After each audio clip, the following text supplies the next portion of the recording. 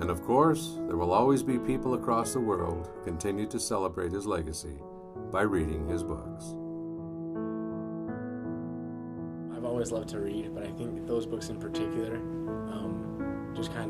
I thought those were quality fantasy books that kind of just continued my interest in reading those kind of books and reading other kinds of books, and just kind of helped me to explore my world in a larger way. I think it's kind of one of those books that you can recommend to all teenagers who are interested, like who are looking for maybe adventure or mythology kind of things.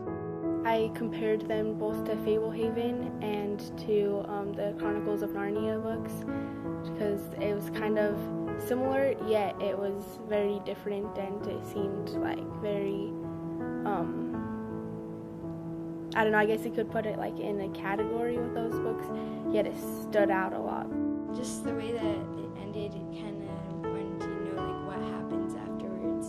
In the ending, when Turan just goes back to his home, you're like, is that it? Is he done? Is he gonna keep doing more stuff? What's gonna happen to the pig? You never know. There's one big lesson that I took out of the books is that sometimes the best choice to make is not the easiest choice, and sometimes you really have to make hard sacrifices in order to make those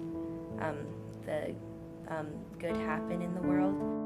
I guess it's just doing what's right even when it's not the easiest thing to do.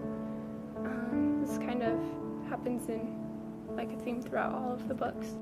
I learned that the tough trials come along through all your journeys, all your adventures, but you know, if you keep pushing through and enduring to the end, that you can make it and it'll be all right.